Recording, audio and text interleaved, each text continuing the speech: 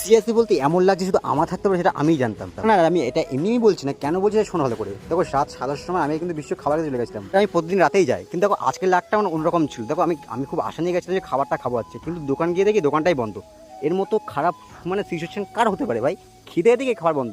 But ভাবলাম কি এটা বন্ধ তো কী আছে, রাতে একটা নতুন দোকান খুলেছে।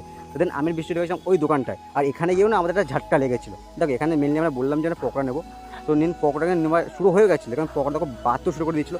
আর সেই সময় হয় একটা টুইস্ট, এখানে আসে কি বাদ বাকি বন্ধুরা, আর আমি কিন্তু আমার খাবারটা প্যাক করি, কারণ ওদের সামনে খেলে না খাবার পাবো না। দেখো বিশ্বটা নিয়ে নিয়েছে, আর বিশ্ব কিন্তু কী করবে ভাই, ওরা সামনে চলে এসছে, আর আমি আমারটা প্যাক করে কিন্তু বাইরের দিকে। তুমি ভাবো না যে আমি খুব কিপ্ট, হ্যাঁ সত্যি আমি খুব কিপ্ট, মানে এদেরকে দিলে আর কিছু পাওয়া যায় না। মানে কত খাবার খেয়েছি এদেরকে দিলে না খাবারটা 2 সেকেন্ড লাগবে শেষ করতে। দেন খাবারটা চিনেছিলাম বাইরের দিকে, বাইরে এসে হালকা খেলাম, বা সত্যি চুমচুমে মচমচে ছিল ব্যাপারটা।